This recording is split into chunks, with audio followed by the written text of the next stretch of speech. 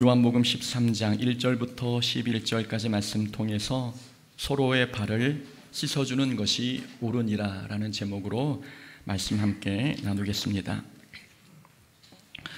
오래전 청년부를 담당했을 때 청년을 대상으로 세족식을 한 적이 있었습니다. 일주일 전에 세족식 광고를 하고 주일 오후 청년 예배 때 세족식을 진행했지요. 제가 그래도 새 아이를 키우는 아빠였지 않습니까? 자녀 3명을 목욕시키는 일은 항상 제 담당이었기에 다른 사람의 발을 씻겨주는 일은 식은죽 먹기였습니다. 장년부 대상으로 세족식 했을 때에도 저는 발가락 사이사이 그리고 발 뒤꿈치까지 뽀드득 소리가 날 정도로 씻긴 적이 있었습니다. 청년들도 그렇게 씻길 생각이었습니다. 그런데 청년들의 발은 느낌이 달랐습니다. 발을 씻기는데 이상하게 뽀드득 소리가 잘 나지 않았지요. 오히려 미끌미끌한 느낌이 들었습니다. 이유는 청년들이 발에 풋크림이나 향기나는 로션을 바르고 왔기 때문입니다. 청년들은 발을 보여주기가 부끄러웠는지 최대한 발을 예쁘게 꾸몄습니다. 발톱을 손질하고 각질을 제거했으며 어떤 청년은 네일 아트에 향수까지 뿌렸습니다. 얼굴보다 발이 더 예쁘게 보일 정도였습니다. 보통 발을 씻기면 물이 탁해져야 하는데 대야에 로션 기름만 둥둥 떠다녔습니다. 그런 모습을 보면서 두 가지 생각이 들었습니다. 하나는 일주일 전에 세족식 광고를 하지 말았어야 했는데 라는 생각이었고, 또 하나는 예수님께서는 더러운 발을 씻기셨는데 나는 깨끗한 발만 씻기는구나 하는 생각이었습니다. 오늘날 사람들의 발이 이토록 깨끗한데 세족식을 거행한다 한들 그 의미가 잘 전달이 될까 하는 의문이 들었습니다. 예수님 시대에는 발이 신체 중 가장 더러운 부분이었습니다. 신발은 샌들이었고 길은 포장되어 있지 않았으니 거리를 걷고 나면 발은 흙먼지와 오물로 더러워졌습니다. 심지어 비라도 내리는 날이면 발은 진흙으로 뒤범벅이 되었습니다. 그래서 당시 사람들은 집에 들어오면 가장 먼저 하는 일이 손과 발을 씻는 일이었습니다. 그것이 예의였고 관례였습니다. 그리고 발을 씻기는 일은 그 집에서 가장 신분이 낮은 노예가 하는 일이었습니다. 노예가 하는 일을 예수님께서 직접 하셨으니 제자들이 놀랄 수밖에 없었습니다. 과거에는 이렇게 발이 제일 더러웠지만 오늘날에는 신체 부위 중 발이 제일 더러운 것은 아닙니다. 도로는 포장되어 있고 신발도 운동화에 양말까지 그리고 발에 향기 나는 로션까지 바르니 발은 과거만큼 더럽지 않습니다. 세족식의 의미를 잘 전달하려면 발을 씻길 게 아니라 노출이 가장 많은 얼굴을 씻어주고 코까지 풀어줘야 하는 게 아닌가 하는 생각이 들었습니다. 예수님께서 제자들의 발을 씻어주셨습니다. 예수님께서 세족식을 통해서 가르쳐주고 싶어 하셨던 것은 단순히 문자 그대로 이웃의 발을 씻어주라는 것이 아닙니다. 예수님께서 가르쳐주고 싶어 하신 것은 세족식에 담겨있는 영적 의미입니다. 높아지려 하지 말고 낮은 모습으로 서로를 섬기고 사랑하라는 것입니다. 세족식의 정신은 겸손과 사랑입니다. 많은 사람이 간음 중에 잡힌 여인을 돌로 치려 했습니다. 그러나 예수님께서는 정죄하지 않으시고 그 여인의 죄를 용서해 주셨습니다. 예수님께서는 나인성 과부의 죽은 아들을 살리시기 위해 관을 만지셨습니다. 관을 만진다는 것은 당시 율법 규정에 어긋난 행위였는데 예수님께서는 유대인들의 비난을 감수하시면서 관을 만져 죽은 아들을 살리셨습니다. 이렇게 예수님께서는 사회적 약자의 아픔을 외면하지 않으셨고 고아와 과부의 친구가 되어주셨습니다. 이것이 세족식의 정신입니다. 세족식의 정신은 군림하지 않고 겸손히 섬기는 것입니다. 상대를 율법적 잣대로 정죄하는 게 아니라 사랑으로 품는 것이고 비난의 돌을 던지는 대신 용서하는 것, 이것이 세족식에 담겨있는 정신입니다.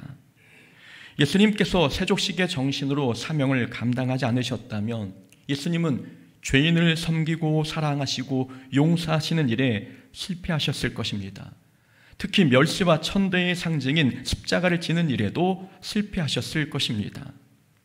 예수님께서는 제자의 발을 씻어주시면서 우리에게 너희도 서로의 발을 씻어주라고 말씀하셨습니다. 다시 말하면 세족식의 정신으로 신앙생활 하라는 뜻입니다.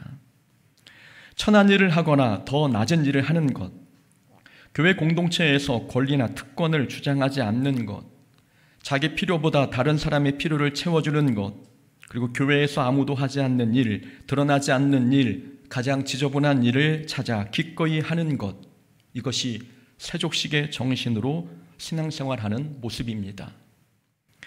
마틴 루터는 종교개혁 당시 세족식이 위선적인 행동이라며 배척했습니다. 종교개혁 당시 로마 카톨릭 교회에서는 세족식이 성행하고 있었는데 종교개혁자 눈에는 그런 의식이 가식으로 보였습니다. 종교 지도자들이 교인들의 발은 닦아주면서 교회에서는 높은 위치에서 섬김을 받고 있었기 때문입니다. 삶은 세족식의 정신대로 살지 않으면서 발을 닦고 발에 입을 맞추고 있으니 그건 예수님께서 가르쳐주신 세족식의 정신이 아니었습니다. 위선이었고 가식이었습니다. 세족식에서의 핵심은 다른 사람의 발을 닦아주는 행위가 아닙니다. 중요한 것은 세족식의 정신, 곧 겸손과 사랑으로 성도를 섬기는 것입니다. 요즘 유튜브에는 젊은 세대들이 교회를 떠난 이유를 분석한 영상들이 많이 올라옵니다. 그 영상들에서 공통적으로 하는 말이 있습니다. 젊은 사람들이 교회를 떠나는 이유는 교회가 계급화되었기 때문이라고 말합니다. 직분이란 하나님께서 섬기라고 주신 것인데 교회의 섬김은 사라지고 직분이 서열화되어 있다는 것입니다. 그렇게 직분이 계급화되어 있는 교회는 점점 권위주의적이고 비민주적인 모습으로 변질되었다고 말합니다. 교회가 몇몇 특권층에 의해 좌지우지되는 모습이 젊은 세대 눈에는 교회처럼 보이지 않았던 것입니다. 그래서 전문가들은 젊은 세대가 선호하는 교회는 수평적이고 소통이 잘 되는 교회라고 진단합니다. 교회가 수평적이고 소통이 잘 되려면 교인들이 서로 자세를 낮추어야 합니다. 겸손하게 자세를 낮추어야 상대를 섬길 수 있고 서로의 다름을 인정할 수 있습니다. 겸손과 사랑이 없으면, 다시 말하면 교회의 세족식의 정신이 살아있지 않으면 교회는 수평적이고 소통이 잘 되는 교회가 되기 어렵습니다.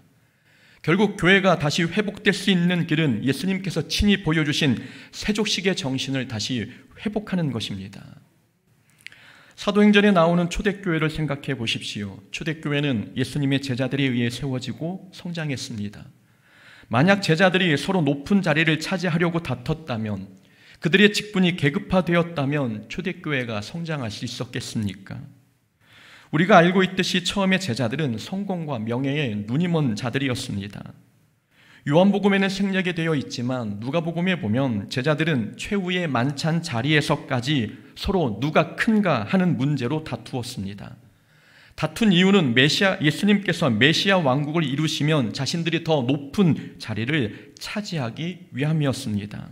그래서 예수님께서는 제자들의 마음을 아시고 식사를 멈추신 후 세족식을 통해 신앙생활을 어떤 정신으로 해야 하는지 가르쳐 주신 것입니다. 신앙생활은 겸손과 사랑으로 해야 함을 가르쳐 주셨습니다. 제자들이 변화되지 않고 높은 자리를 탐하던 모습으로 초대교회의 지도자가 되었다면 아마 교회는 태동하지 못했을 것이고 어찌어찌 태동했다 할지라도 그 명맥을 유지하기 어려웠을 것입니다. 감사하게도 제자들은 예수님의 세족식에 담긴 교훈을 잘 받아들였습니다. 그래서 초대교회는 이방인을 차별하지 않고 수평적인 문화 속에서 부흥성장할 수 있었습니다. 예수님께 발을 씻김당한 베드로는 베드로전서 5장 5절에서 교인들에게 이렇게 가르쳤습니다. 서로 겸손으로 허리를 동이라. 서로 겸손으로 허리를 동이라. 이 말씀은 베드로가 교회의 리더들에게 한 말씀입니다. 교회의 핍박과 환란이 불어닥쳤을 때 베드로는 그런 환란 속에서 교회가 흔들리지 않으려면 서로 겸손으로 허리를 동여야 한다고 가르쳤습니다. 여기서 허리를 동이라라는 말은 앞치마를 허리에 두르라는 뜻입니다. 그러니까 겸손으로 허리를 동이라는 이 말씀은 교회를 할 때는 겸손의 앞치마를 두르고 감당해야 한다는 말씀입니다. 베드로가 다른 표현도 많은데 굳이 겸손으로 허리를 동이라는 이 표현을 선택해서 사용한 이유가 있을까요? 이유는 베드로가 예수님께서 자신의 발을 씻어주신 장면을 기억하고 있었기 때문입니다. 베드로는 최후의 만찬 전에 예수님께서 수건을 허리에 두르시고 무릎을 굽혀 제자들의 발을 씻겨주셨던 장면을 잊지 않고 있었습니다. 그래서 교회 일꾼들을 가르칠 때, 교회를 섬길 때는 허리에 겸손의 앞치마를 동여매야 한다고 가르치는 것입니다. 이렇게 베드로는 예수님이 가르쳐 주신 세족식의 정신으로 교회를 세웠고 교인들을 가르쳤습니다. 초대교회가 세족식의 정신으로 세워졌기에 인종, 혈통, 문화가 다른 사람들이 교회에 모였어도 부흥성장할 수 있었습니다. 오늘날에도 교회가 부흥성장하려면 우리 교회가 모든 세대를 아우르는 수평적인 문화를 갖춘 교회가 되려면 세족식의 정신이 살아있어야 합니다. 겸손과 사랑이 우리 교회의 근간이 될 때 우리 교회는 차별과 계급 문화가 사라지고 소통이 잘 되는 교회가 될 수 있습니다. 그렇다면 세족식의 정신이 살아있는 교회란 어떤 교회일까요? 교회가 어떤 모습이어야 예수님께서 가르쳐 주신 사랑과 겸손이에 세워진 교회일까요? 세 가지 교훈을 찾아보면 첫 번째는 세족식의 정신이 살아있는 교회는 사랑을 사명으로 아는 교회입니다. 사랑을 사명으로 아는 교회, 이런 교회가 세족식의 정신이 살아있는 교회입니다. 1절에 보면 예수님께서는 아버지께로 가실 때가 된 줄 아시고 이 세상에서 사랑하시던 자들을 끝까지 사랑하시기로 결심하셨습니다. 아버지께로 가실 때가 되었다는 말은 십자가를 져야 할 때가 되었다는 뜻입니다. 예수님께서는 십자가를 져야 하는 상황에서도 사랑을 멈추지 않으셨습니다. 더 정확히 말하면 예수님은 십자가를 지게 만든 사람들까지도 끝까지 사랑하기로 결심하셨습니다. 예수님을 선대한 사람들만 사랑하시는 게 아니라 배신한 사람들까지 사랑하기로 결심하셨다는 말씀입니다. 그게 가능했던 이유는 예수님께는 사랑이 곧 사명이었기 때문입니다. 예수님은 제자들에게 사랑이 곧 사명임을 가르쳐 주시기 위해 십자가의 죽음을 앞둔 상황에서 세족식을 행하셨습니다. 모든 사람을 사랑하되 차별 없이 그리고 끝까지 사랑할 것을 세족식을 통해 가르쳐 주신 것입니다. 우리가 씻겨야 할 이웃의 발 중에는 우리를 배신할 가룟 유다의 발도 있을 것입니다. 우리의 걸음을 걸려 넘어지게 하는 발이 있을 것이고 죄를 향해 달려가는 발도 있을 것입니다. 세족식의 정신은 그런 모든 종류의 발을 차별 없이 끝까지 씻어주는 것입니다. 주님 오시는 날까지 차별 없이 사랑해야 한다는 말씀입니다. 다시 말하면 사랑하는 것을 사명으로 여기며 신앙생활 하라는 말씀입니다. 우리에게 주어진 사명은 사랑하는 것입니다. 어떤 사람들은 하나님을 위해 훌륭한 업적을 남기는 것을 사명이라고 생각합니다. 아프리카 오지에 가서 복음을 전하는 것만큼 큰 사명도 없다고 생각하는 사람도 있습니다. 그런 것도 사명이지만 우리가 하나님께 받은 가장 기본적인 사명은 사랑하는 것입니다. 2절에 보면 가룟 유다는 예수님을 팔 생각을 하고 있었습니다. 중요한 것은 예수님께서 유다가 어떤 생각을 하고 있는지 알고 계셨지만 유다를 무리해서 뽑아내지 않으셨습니다. 예수님께서는 가룟 유다까지 세족식에 참여시켜 그의 발을 닦아주셨습니다. 유다까지 사랑하시기로 결심하신 것입니다. 사랑을 사명으로 삼는 사람은 사람을 보고 사랑할지 말지를 결정하지 않습니다. 사랑이 곧 사명인 사람은 자신이 베푼 사랑이 배신으로 돌아와도 사랑합니다. 조건에 따라 순종이 달라지지 않으며 결과가 좋든 나쁘든 그리고 상대방이 나에 대해서 호의적이든 적대적이든 사랑합니다. 그런 모습이 사랑을 사명으로 삼는 자의 모습입니다. 요한복음 마지막 장에는 부활하신 예수님께서 베드로를 만나신 장면이 기록되어 있습니다. 예수님께서는 베드로에게 양을 먹이라, 양을 치라 라고 말씀하셨지요. 그러나 양을 먹이고 돌보는 일을 맡기시기 전에 예수님께서는 베드로에게 물어보신 질문이 하나 있었습니다. 내가 나를 사랑하느냐 하는 질문이었습니다. 내가 나를 사랑하느냐라고 질문하신 이유는 양을 돌보는 사명보다 먼저 선행되어야 할 사명이 사랑하는 것이었기 때문입니다. 사랑 없이는 양을 돌보는 사명은 감당할 수 없습니다. 그래서 예수님께서는 다른 것보다 가장 먼저 예수님을 사랑하는지 물어보셨습니다. 하나님께서 우리에게 맡기신 사명은 사랑하는 것이었기 때문입니다. 하나님을 위해 놀라운 일을 하고 싶으십니까? 하나님 나라에서 큰 역할을 감당하는 사람이 되고 싶습니까? 그렇다면 서로 사랑해야 합니다. 하나님께서 우리에게 맡기신 사명은 사랑하는 것이기 때문입니다. 우리가 십자가를 져야 할 위험천만한 위기에 놓여도 우리는 사랑하는 것만큼은 잃어버리지 않아야 합니다. 눈앞에 보이는 저 사람 때문에 내가 지지 않아야 될 십자가를 진다 할지라도 그 사람을 품고 사랑하는 것이 곧 사랑을 사명으로 여기는 자의 모습인 것입니다. 이것이 예수님께서 세족식을 통해 가르쳐 주신 정신입니다. 두 번째로 세족식의 정신이 살아있는 교회는 서로의 허물을 보여줘도 안전합니다. 예수님께서 제자들의 발을 씻기셨습니다. 이때 베드로는 내 발을 절대로 씻지 못하시리이다 라고 대답했습니다. 스승이 제자의 발을 씻긴다는 것은 당시 사회 통념상 말도 안 되는 일이었습니다. 베드로가 발을 내밀기 꺼려하자 예수님께서 말씀하셨습니다. 내가 너를 씻어주지 아니하면 내가 나와 상관이 없느니라. 발을 내어놓지 않으면 아무런 관계도 아니라는 말씀입니다. 저는 이 부분이 큰 은혜가 되었습니다.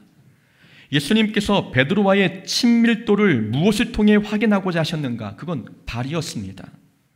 더러운 발을 예수님께 내어놓느냐 그렇지 않느냐의 여부를 가지고 예수님은 베드로와의 친밀도를 판단하셨습니다. 은혜가 되지 않습니까? 예수님께서는 우리에게 전 재산을 팔아 헌금하라고 말씀하지 않으셨습니다. 내가 나를 신뢰한다면, 내가 나와 친밀하다고 생각한다면 내 전 재산을 팔아 헌금하라. 예수님께서 만약 이렇게 말씀하셨다면 부담은 되어도 이해는 됐을 것 같습니다.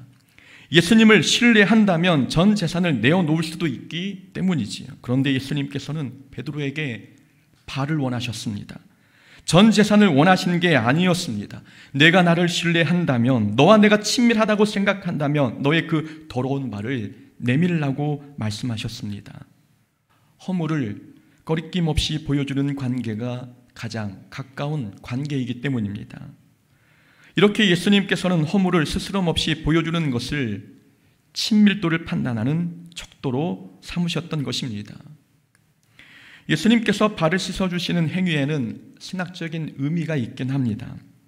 예수님께서 발을 씻어주시는 행위에는 우리는 예수님을 통해서만 깨끗하게 된다는 의미가 있습니다. 예수님의 보혈만이 우리의 죄를 씻어주실 수 있고 우리는 예수님을 통해서만 하나님께 나아갈 수 있습니다. 그러니까 베드로가 예수님께 말하기를 내 발을 절대 씻지 못하실 것입니다 라고 말한 것은 나는 예수님의 십자가 보혈 없이도 살 수 있습니다 라고 말한 것과 같습니다. 십자가의 보혈 없이도 살 수 있다면 그 사람이 예수님과 친밀한 사람이라 말할 수 있습니까? 그렇지 않지요.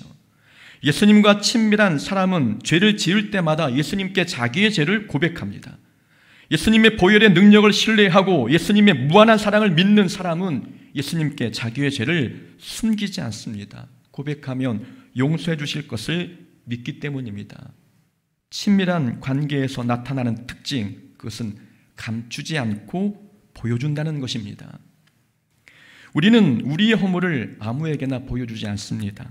친한 사람, 안전한 사람이 아니면 절대 우리는 허물을 보여주지 않지요. 그래서 우리의 허물을 가장 많이 아는 사람은 가족입니다. 가족은 허물을 보여줘도 안전하다고 느끼기 때문입니다. 교회가 그렇게 가족처럼, 가정처럼 안전한 곳이라면 얼마나 행복하겠습니까? 그러나 교회만 가면 서로의 허물을 들추고 단점을 트집잡아 비난한다면 그 교회는 안전한 곳이 아니라 무서운 곳이 됩니다.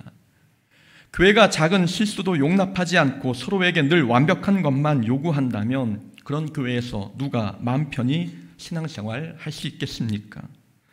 험담이 많고 비밀이 지켜지지 않으며 편을 갈라 다툰다면 그런 교회는 세족식의 정신 곧 겸손과 사랑이 살아있다고 말할 수 없습니다. 세족식의 정신 위에 세워진 교회는 서로의 허물을 보여줘도 안전합니다. 허물을 보여줘도 사랑으로 용서해 줄 것이 분명하기 때문입니다. 우리 교회는 어떻습니까? 우리 교회는 서로에게 발을 내어줘도 괜찮은 관계가 되고 있습니까? 서로의 발을 내어줘도 괜찮은 관계가 되어야 한다는 것은 그만큼 친밀해야 한다는 뜻입니다. 교회에는 누군가 더러운 발을 내밀었을 때 그걸 책망하지 않고 씻어주는 사람이 적어도 한두 사람은 있어야 합니다. 많이 있으면 좋겠지만 허물을 이해해주는 사람 한두 명만 있어도 신앙생활은 행복해집니다. 혹시 여러분 중에 이종근 목사의 발을 씻어줄 사람이 있습니까? 저는 무좀도 없고 냄새도 잘 안 나서 씻기는 데는 별로 어렵지 않을 것 같습니다. 그런데도 씻어줄 분이 계십니까? 저의 부끄러움을 보았을 때, 저의 허물을 보았을 때 덮어줄 분이 계신지 묻고 있는 것입니다. 목사에게도 덮어주는 성도가 필요하고 성도에게는 그 허물을 덮어줄 사람이 더더욱 필요합니다. 예수님께서 가르쳐주신 세족식의 정신이 살아있는 교회는 하나님과의 친밀도가 높고 성도와의 친밀도가 높습니다. 그런 교회는 허물을 서로 보여줘도 안전하다고 느낍니다. 세 번째로 세족식의 정신이 살아있는 교회는 사랑을 베풀고도 대가를 바라지 않습니다. 14절에 보면 이렇게 말씀합니다. 너희도 서로 발을 씻어주는 것이 옳으니라. 여기서 옳으니라라는 단어는 빚지다, 의무가 있다, 뭐뭐 해야 한다라는 뜻입니다. 빚을 지면 반드시 갚아야 합니다. 빚을 갚는 건 선택이 아니라 의무입니다. 그러니까 서로 발을 씻어주는 것이 옳으니라라고 주님께서 말씀하신 이 말씀은 사랑하는 일은 선택이 아니라 당연히 해야 하는 의무라는 뜻입니다. 사랑하는 것은 선택이 아닙니다. 빚을 갚는 것처럼 당연히 우리가 감당해야 할 의무사항입니다. 16절에서도 예수님께서는 종이 주인보다 크지 못하다라고 말씀하셨습니다. 종이 주인보다 크지 않다. 이 말은 주인이 다른 사람의 발을 씻어줬다면 종은 당연히 더 많이 씻어줘야 하는 것이 아니냐라는 뜻입니다. 주인은 발을 씻어줬는데 종이 하지 않는다는 건 그건 종이 주인보다 더 크다는 말이 됩니다. 주인 대신 예수님께서 사랑을 베풀었는데 종된 우리가 사랑하지 않는다면 그건 내가 예수님보다 크다고 말하는 교만입니다. 예수님께서 사랑을 베푸셨으니 우리가 사랑을 베풀어야 하는 건 종으로서 마땅히 감당해야 할 일입니다. 그래서 사랑을 베푸는 일은 종에게는 의무입니다. 의무라는 말은 돌아오는 대가가 없어도 당연히 해야 한다는 말입니다. 사랑을 베푸는 것은 빚진 것을 갚는 것인데 거기에 무슨 대가를 더 바랄 수 있겠습니까? 사랑을 베푸는 일에는 대가를 바라지 않아야 합니다. 예수님께서도 대가를 바라지 않으시고 우리에게 사랑을 베푸셨습니다. 예수님께서는 우리의 죄를 씻어주시기 위해 십자가에 달리셨습니다. 예수님께서 십자가에 달리셨기에 우리는 예수님을 믿음으로 구원을 얻었습니다. 우리가 받은 구원은 하나님께서 독생자 예수님을 십자가에 내어주심으로 얻은 구원입니다. 우리가 예수님께 받은 이 사랑은 우리가 갚을 수 없는 크고 놀라운 사랑입니다. 크고 놀라운 사랑을 받은 우리가 할 수 있는 일은 사랑의 빚진 자로서 하나님께 받은 이 사랑을 이웃에게 베풀며 사는 것입니다. 그래서 예수님께서는 서로의 발을 씻어주는 일을 의무로 규정하셨습니다. 사랑을 베푸는 일에는 어떤 대가도 바라지 말라는 뜻입니다. 세족식의 정신이 살아있는 교회는 사랑을 베풀고도 대가를 바라지 않습니다. 사람들이 사랑을 베푸는 일에 대가를 바라는 이유는 두 가지 때문입니다. 하나는 억지로 하기 때문이고 또 하나는 상대방과의 관계가 아직 친밀하지 않기 때문입니다. 사람들은 억지로 하는 일에는 대가를 바랍니다. 그러나 자기가 좋아서 하는 일에는 대가를 기대하지 않습니다. 전에도 한번 말씀드렸습니다. 남편들은 그릇 몇 개 안 되는 설거지를 해놓고도 대가를 기대합니다. 설거지는 하기 싫은 일이기 때문에 해놓고 기대감이 있는 겁니다. 그러나 운동은 그렇게 힘들게 하면서도 남자들은 거기에 대가를 바라지 않습니다. 운동은 자기가 좋아서 한 일이기 때문입니다. 어떤 일이든 억지로 하는 일에는 보상 심리가 작동하고 그래서 대가를 기대하게 되어 있습니다. 사랑을 베푸는 일도 억지로 하면 대가를 기대합니다. 그러나 우리가 하나님께 받은 이 사랑이 너무 커서 빚을 갚는 심정으로 자원하는 마음으로 이웃을 사랑한다면 우리는 대가를 바라지 않을 수 있습니다. 혹 우리가 사랑을 베풀고도 대가를 기대하고 있다면 우리 마음을 들여다봐야 합니다. 내가 사랑을 베푸는 일을 억지로 한 것은 아닌지, 내가 좋아서 해야 되는데 억지로 마지못해 사랑을 베풀어서 거기에 대한 기대감을 갖고 있는 것은 아닌지 우리 마음을 들여다봐야 합니다. 또한 사랑하는 일에 대가를 바라는 이유는 상대방과의 관계가 친밀하지 않기 때문입니다. 가만히 생각해 보면 우리가 대가를 바라지 않고 마음껏 사랑을 베풀 수 있는 사람들이 있습니다. 바로 가족이지요. 우리는 사랑하는 가족에게는 사랑을 무한대로 줘도 대가를 기대하지 않습니다. 자녀들은 부모에게 용돈을 달라고 할 때 조금 더 거리낌이 없습니다. 마치 맡겨놓은 자기 돈을 찾아가는 것처럼 용돈을 받아가면서도 갚겠다는 말을 한 번도 하지 않습니다. 부모도 자녀에게 용돈을 주면서 장부에 기록해 놓지 않습니다. 다시 돌려받을 게 아니기 때문입니다. 가족끼리는, 그리고 가족과 같은 사이에서는 대가를 바라지 않습니다. 우리가 사랑을 베풀고 대가를 기대한다면 아직 우리가 하나님 안에서 한 가족이 되지 않았기 때문이 아닐까요? 내가 이만큼 했으니 상대방도 똑같이 해주기를 바라는 마음, 내가 10번 챙겨줬으면 적어도 서너 번은 챙겨줘야 한다고 생각하는 마음, 가족처럼 가까운 사이에서는 그런 작은 기대도 하지 않습니다. 대가를 바라지 않으려면 관계 설정을 다시 해야 합니다. 나와 옆에 있는 사람이 하나님 안에서 가족이라고 하는 믿음의 생각으로 바꿔야 합니다. 이렇게 세족식의 정신이 살아있는 교회는 사랑을 베풀고도 대가를 바라지 않습니다. 그런 교회가 될 때 그 교회는 사랑 충만한 교회가 되지 않겠습니까? 사랑이 충만한 교회에는 상처받는 사람도 없고 섭섭한 사람이나 소외된 사람도 없습니다. 대가를 기대하지 않을 때 그 교회는 비로소 모두가 한 가족이 된 것입니다. 예수님께서는 세족식을 통해 겸손히 서로를 섬기며 사랑할 것을 우리에게 가르쳐 주셨습니다. 조심할 것은 우리가 사랑을 베풀어도 우리 사랑이 배신으로 돌아올 수 있다는 점입니다. 완전한 사랑을 베풀어 주신 예수님도 가룟 유다에게 배신을 당했는데 우리가 베푸는 사랑은 불완전합니다.